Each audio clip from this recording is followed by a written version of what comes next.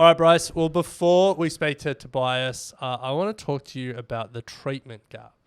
The which? Well, to introduce InMode, we really need to introduce this concept because this is what they are, I guess, trying to pioneer and then trying to close. They're trying to open it and then close it. They're trying to open the treatment gap and close it. Yeah. Okay. Well, yeah. Anyway, let's not go too far down that rabbit hole.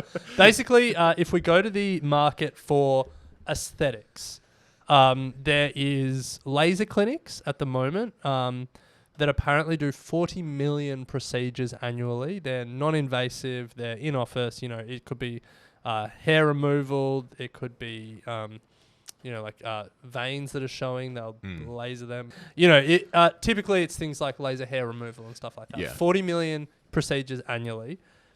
Then according to InMode, there's a big gap. And then on the other side of this gap, this chasm, is plastic surgery. Okay. And that there's 2.5 million plastic surgery procedures annually worldwide. And that's... Feels low. Really? Yeah. Just think about how many people are in the US alone. Anyway, it just feels low. Okay. Yeah. Well, you can take that up with I will. whoever. And, you know, the laser procedure is non-invasive.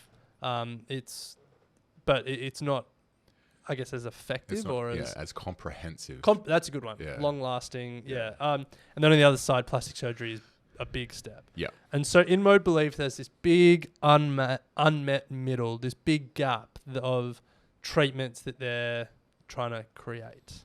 That is like better than laser and gives probably results closer to plastic surgery. Yeah. But is not as invasive and perhaps expensive as the plastic surgery option. Yeah.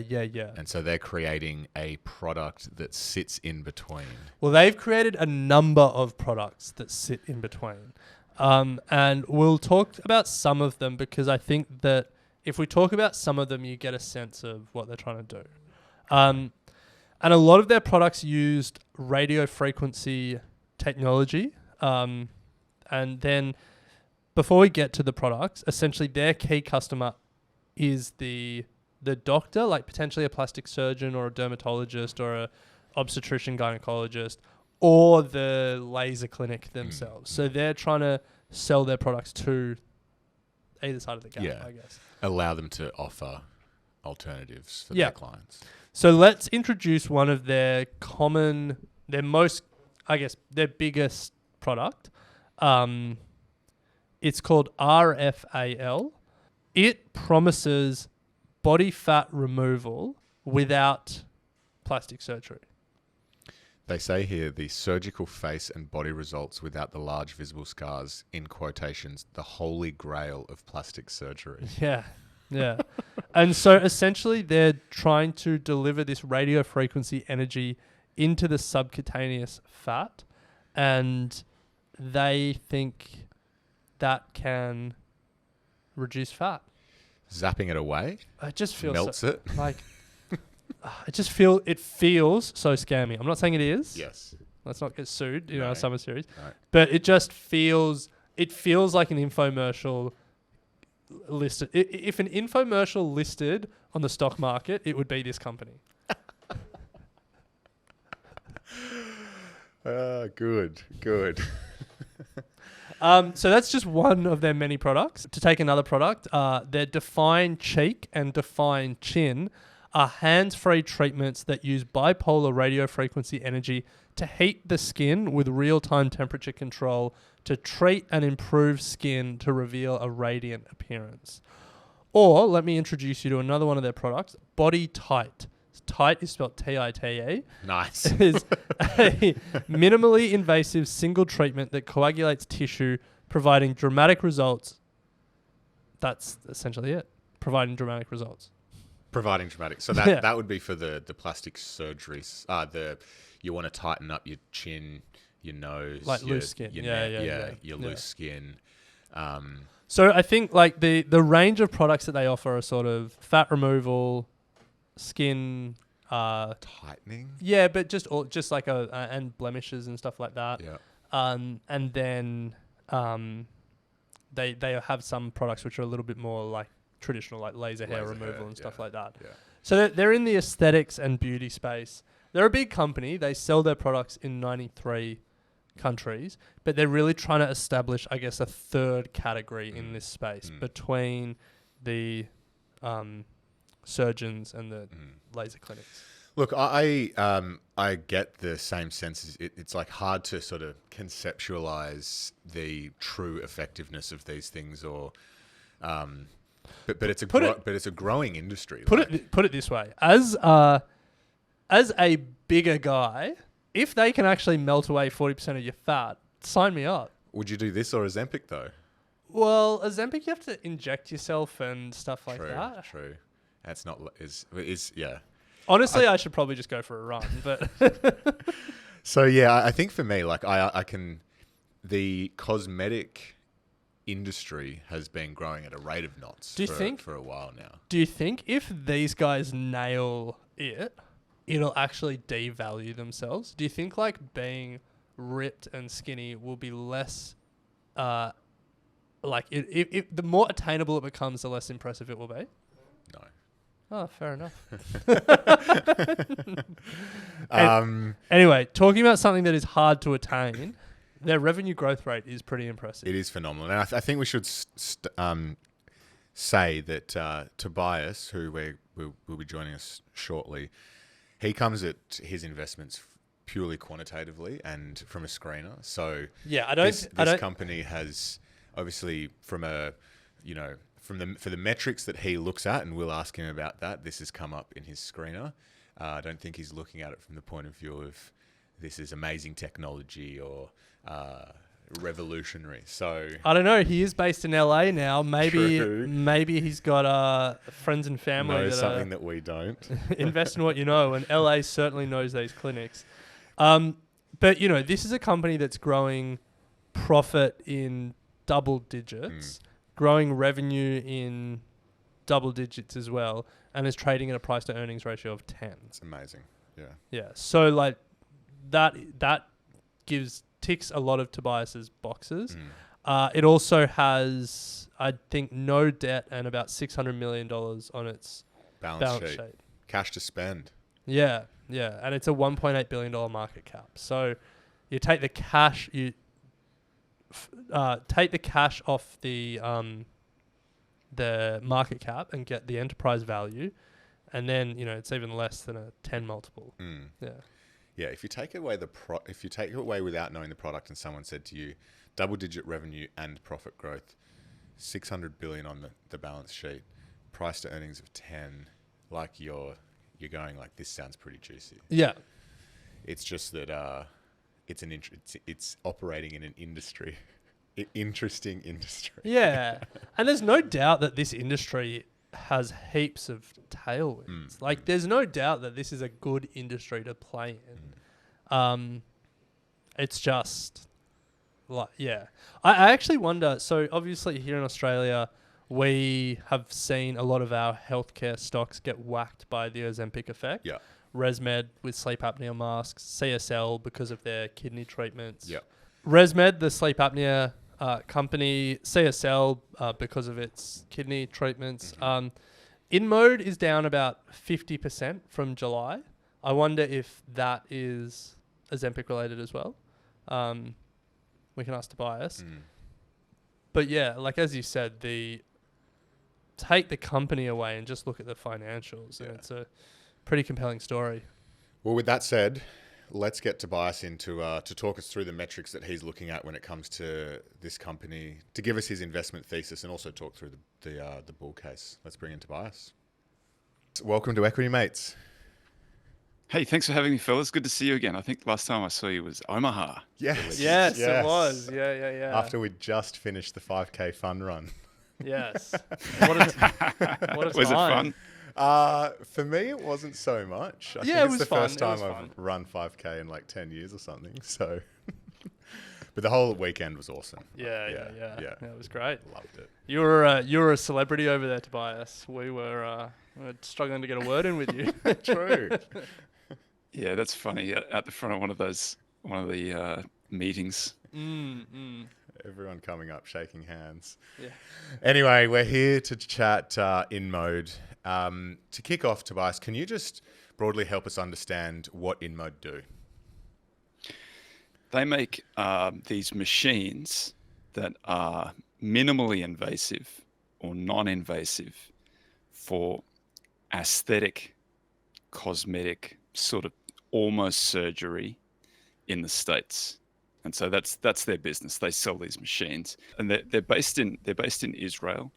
So they'll give you, I think that there's a lot of points in there for why this thing is a little bit undervalued at the moment. Yeah, it's a funny one. We were speaking about it earlier in the episode and talking about the treatment gap as they talk about it. You know, there's laser clinics and then there's plastic surgery, and they're really trying to play in the middle of that space.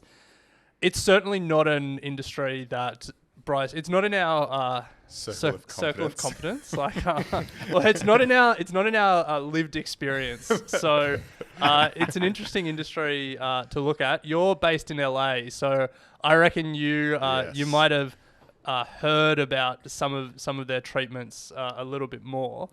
But I guess, you know, we're not here to talk about the healthcare story. We're here to talk about the investment story. So when you come across this company and you think about it as an investment, what is it that is interesting to you, and how do you start to analyze this company? So you guys know I'm mostly quantitative. I have two funds. I have a large cap, mid cap fund, and I have a small and micro fund in the States. I won't tell you the tickers so we won't all go bananas with compliance, but this company went into my big fund and was in my big fund screen, and my little fund, the smaller companies, is the same strategy, just in a slightly lower market capitalization level. And so this one has now also fallen into my small and micro. So it's a small company. Market cap, I think today at close, was a little bit over $1.6 billion, which is pretty small by US standards. Enterprise value is $1 billion. So they've got a lot of cash sitting on their balance sheet. What they do is selling these machines, and so many of these machines are bought by businesses that then on-sell the services on the other side, or use them to deliver the services. And so for the client purchasing this machine, it's mostly a commercial decision, and the increase in rates over here has made it more difficult to finance these machines, which is one of the reasons why they've had a little bit of a slowdown in the sales, although sales have been growing very rapidly and probably continue to do so. I think that theme of people doing a lot of these sort of minimally invasive things to their bodies will only increase as people get wealthier and older, which, just as a general theme, I think that's not a bad one to bet on. That's not really the basis for my bet here. Mine is more purely on how undervalued I think this thing is. I think you're getting it, if you just look at the stats on this thing, you're getting it for the P is under 10. Free cash flow yield is around 10%, which is absolutely mammoth for a company of this quality. Their return on what the machines sell for giant margins, gross margins more than 80%. It's a very, very good business. The question is, how competitive does it get, and how much of that gets squeezed, over time? And probably there is some room for that to come out, but at the moment it's sort of I think that the valuation is so good that you can afford to have a lot of, the business can be competed away with a little bit, and it still will be a pretty good performer for a period of time. So mostly I think it's a deep value stock that's much, much better than a deep value stock. Yeah, just so to put some numbers to that, profit last year, net income last year was 160 million, and as you said, the market cap is 1.6 billion, but it's got about $600 million in cash. So take that out, the enterprise value is about $1 billion, and it did 160 million in profit last year. It's pretty rare, and then you overlay that with the revenue growth story. It's the financials are compelling. I guess is that the core of the bull case? Just the value opportunity. Is there anything else when you think about why this is an interesting investment opportunity? So for me, because I am mostly quantitative, like for me, quantitative just means I mostly make my decisions based on what's in the financial statements. And the financial statements tell a pretty good story that if this sort of continues into the future, I think this is probably a very good investment. The other stuff around it, I think the theme and the place where it is also make it kind of a compelling investment. But that's usually stuff that I don't really get too involved in that because it's harder to be right on that stuff. For me, I think that's it's almost quasi macro, but I don't think I think that the valuation is so compelling that a lot can go wrong for this company and it's still pretty good value where it is. I do think there are some reasons why it's cheap. And I'm happy to go through those with you guys if you'd like to do that. Well, that was going to be my next question because there's probably a fair few people listening thinking if it's such a great company, why is it such a value play at the moment? So yeah, take us through it. They had a little stumble with the revenues, which is so. If you look at the chart, they've come off a lot over the last few months, and they've come off a lot over the last sort of 12 to 24 months. The last few months have been a few things. One of them was just that geopolitical instability, Israel, Palestine, that kicking off was sort of was part of it. It's also their forward guidance. I can't remember exactly what the range was, but it might have been up to 550, and they've guided down a little bit below that. It's still over 500 million, and there's still, if you look at the analyst estimates, it's still growing for the next 3 or 4 years, as far out as they can see. So I think that the business itself is pretty healthy. So I think that a lot of the reasons why people are it's sold off are sort of not necessarily related to the stock. There tend to be more sort of macro type risks. One of the ones we were discussing it before we came on, but GLP-1 seems to be, that's like the dog ate my homework kind of argument for why all of these, from everything from Pepsi to Walmart to why all of these companies have sort of struggled a little bit. And for people, GLP-1 is Ozempic. Yeah, that's the semaglutide.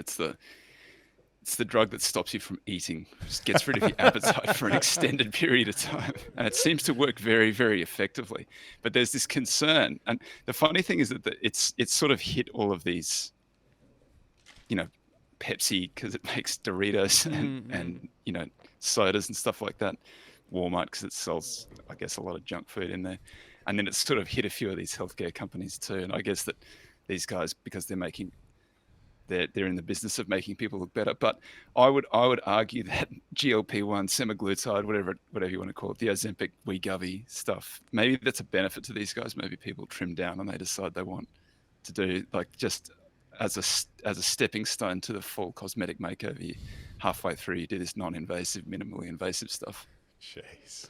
Yeah, well, we were looking at a investor presentation for InMode, preparing for this, and because they have a whole bunch of different machines that do a whole bunch of different cosmetic procedures, I guess. But the first one in their deck is the RFAL machine, which, to quote them, is the holy grail of plastic surgery, and it's all about fat loss without doing actually invasive plastic surgery. Yeah. And so the obvious thought there is, well, their customers are now have Ozempic as an option as well. I would say it's also cutting down on the loose skin. Which might be a side effect of the Ozempic. Yes, true. Yeah. Yeah, it's a whole. I typically don't make investment decisions on this, but I think we can all come up with good arguments one way or the other. So I think it makes the story more colourful, but I would never make decisions on this basis because I don't know one way or the other. But I think the financials are so compelling. The one thing that really gives me pause with this thing, and it annoys me a little bit that they don't do this. They're obviously very cheap. They've got $600 million in cash on their balance sheet. Why aren't they doing a buyback? They asked the CEO, and he said, this is only a recent thing. I only saw this in the last week or so. He said, our competitors did a big buyback and their stock price didn't go up. And I think that that's just not what you want to hear from a manager. You want to hear them. The manager should understand that the nature of the buyback is to buy back stock that is undervalued because that increases the value for everybody else who's hanging around it. At some point in the future, over time, if you do it and you demonstrate that you're a good allocator of capital, you're rewarded with a higher stock price in the future. It's not like we've announced a buyback, why hasn't our stock gone up? I think that's the wrong approach. Yeah, I'm looking at their balance sheet now over the last few years, and 2020, end of 2020, 260 mil. The year after, 415 mil. End of 2022, almost 550 mil, and now over 600 mil. So they have just been accumulating, like they've been profitable, and they've just been accumulating cash on that balance sheet. I mean, good news for them is that rates are higher, so hopefully they're getting like 4 or 5% on that cash. But yeah, like surely there's a lot of pressure, both from shareholders, as you just mentioned, but also internally to do something.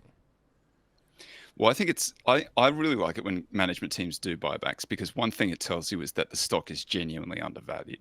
But that, that's only when they do it in material size. You find buybacks being done all the time to mop up share-based compensation, and I hate that kind of buyback. But the buybacks where they do it in meaningful size and they do it with cash that they've already got on the balance sheet or from earnings, that shows you that the company really can support it and they expect more pretty good earnings in the future. And it shows you that the management team know what they're doing. So when they have $600 million in cash on the balance sheet, very undervalued stock price, and they're not doing anything, that makes me nervous, because it says either the cash flow is locked up for the cash is locked up for some reason, or they're concerned about the future. They want that liquidity there because they're worried about what's going to happen in a downturn or something like that, which is that's reasonable. It's good to be prudent, but $600 million of prudence, like that's a year's worth of revenue or more. Seems like too much to me. And the attitude of the CEO was just wrong. A little bit frustrating when they do that, where they view the stock price as something that you should be goosing up, rather than sort of growing the value of the whole company for the shareholders. I always think of, Warren Buffett is the gold standard of how to treat shareholders. And I discount everybody else to the extent that they don't live up to that standard. And there's a lot of things that I like about this company, but that little part is something that I definitely don't like. So I'm just for full transparency talking about that, but I do like, otherwise I think it's very cheap, and I think it's an interesting kind of business. Yeah. The other thing that it makes me think is like, they make these big proclamations in their shareholder deck, the holy grail of plastic surgery, and they talk about this treatment gap that they're chasing. But it's like, if you really do have such a great solution for this gap in the market, pour fuel on that fire. Like, take all this cash that you've just sitting on the balance sheet and win the market, and like do the customer education and the sales and all of that stuff that you need to do. I think, to be fair, they have been growing pretty rapidly. They're saying $500+ million for 2023 in revs, and then they're saying 600 plus, I think 666 for 2025. Like, that's okay. Material growth over the next few years. And it's not just a matter of, it's not like a tech company that can just roll out infinite screens. Like, they've actually got to make the machines, get them out there, service them. There's some education. There's other bits and pieces that go with it. So I actually kind of really like their rate of growth. They're forecasting like 10 to 13% for the next few years, which I think is like, that's a good number. That's a solid service, that number. Make sure all the new customers stay around. I think it's all sensibly run. I think the figures are really good. The only thing that frustrates me a little bit is that comment that he made about the buyback. So when you take a quantitative approach to all of this, what are some of the red flags that you look out for it to no longer become an attractive investment? Like, how do you start thinking about forming your bear case? Well, I have a model that's run daily. It's constantly running, and it's looking at how good is this business? How sustainable are these earnings? And what are we paying for these earnings? And ideally, I want the biggest discount I possibly can get from that valuation. And that's deep value. That's how I define deep value. And so the questions that the system is asking is looking at how financially strong is this business? That's the first question. What's the balance sheet look like? Is it liquid? Is there a lot of debt? What does the business itself look like? Is the business generating lots of revenues? Are those revenues translating into gross profits, are those gross profits falling through into earnings? Are they turning into cash flows? Is this a real business that's generating real cash flow? And then what are they doing with that? Are they reinvesting that at pretty good rates of marginal return on invested capital? Are they buying back stock where they're cheap and that offers a better alternative? It's sort of a question for that's how I measure management. I'm looking at what they're actually doing with the cash flows. It's a bias of mine that I don't think you get a lot of information from management themselves. I think that there are lots of good management teams around. There are lots of management teams who know what to say and who don't follow through on what they should say. So I just look at many more buybacks are announced than are completed. All right. And so I always look at, are these guys in fact buying back stock? What has the stock, what do shares outstanding look like over the last 5 or 10 years? And where they're shrinking materially, that's a very good sign, particularly when it's combined with an undervalued stock and a good balance sheet and a good free cash flowing business. And so that has all of these things except for the buyback. Buyback is not essential to my process. It's just a nice to have. I don't need a buyback. Lots of companies grow and need capital in addition to what they're generating because the opportunity is there. The opportunity is huge. They want to grow really quickly. They'll take outside capital. I got no problem with that at all. It's just that when these factors exist like this and they should be doing a buyback and they're not, then that's just something that's worth noting, I think. So I guess But it's not necessarily factoring in. I should say it doesn't necessarily it's not a decision to go ahead or not go ahead. It's just one of those things that I would watch. Yeah. Yeah. So, Tobias, we like to finish these summer series episodes with asking about the long term for a company, and if a company is successful in its ambitions, what will it look like in 10 years? But I guess when we're talking about InMode and your interest in it, it's really around the value opportunity and the financials. So we'll give this question a little bit of a twist. I guess when you're thinking about how long you want to hold it for, do you have a particular time period in mind? Is it just until it falls out of your screen, or what are the reasons you would sell the company, and what time frame are you thinking around that? I estimate that the ideal holding period for most of these companies tends to be around 3 to 5 years time, because that is about the time that it takes whatever issue is impacting the company and people are aware of it. That's about how long it takes for that to sort of disappear or be resolved. And then the price, because we're finding things that are trading at a big discount to where everything else is. And so it should drift back towards that price. Having said that, I had a position in Meta last year. And I think that, not that this is a Meta type stock, but it occupies the same place in my mind because it's it's an unusually good business. I deal with a lot of unusually bad businesses that are even further discounted. And so I just, that's just the world that I live in. I don't mind buying the horse that runs second or third, provided I'm getting some value, for the show or the place. I'm not necessarily trying to pick the winner. Every now and again, I get these things in there that I think are better than average, and these are the ones I want to talk about a little bit. And Meta was a good example. If you had asked me then, how long do I plan on holding Meta? I'll hold Meta for as long as it's the best opportunity in the opportunity set. And now I don't hold Meta anymore. We sold it out in Q2, Q3. And the same could happen with this. If it bounces very quickly, it could get sold out. It could also have a deterioration in the financial statements and get sold out for something that is a better opportunity. So I always want to hold the best opportunities. I rebalance on a quarterly basis. So it's possible that there's a deterioration in this. It gets sold out in the next rebalance date and it's not in the portfolio. Having said that, I've purposefully chosen it because it's still in my screen and it's still in my portfolio. And I think that it will be there for the next rebalance. I'm pretty sure it'll be there for the next rebalance. So I plan on holding these things forever. And I really prefer it when they stay undervalued, but they kind of perform along the way, which happened with Hewlett Packard, HPQ, because they were doing a great buyback the whole way through. It's a terrible business, but it throws off a lot of cash and they buy back stock. And so it performed really well, and I held it for a long time. I don't hold it now, unfortunately, but that's, the ideal holding period is forever. But if it doesn't make through the next quarterly rebalance, then it's gone. Nice. Well, Tobias, we have run out of time today, but thank you so much for coming on. It's always such a pleasure chatting with you because you bring a a new stock and a different perspective. So we really enjoy it, and I know our community love listening to you as well. So thank you so much. Well, that's very kind. I always love doing these things. Anytime you fellas want me back, I'll be happy to do that. Thank you. Nice one. Thanks, Tobias. Thanks, gents.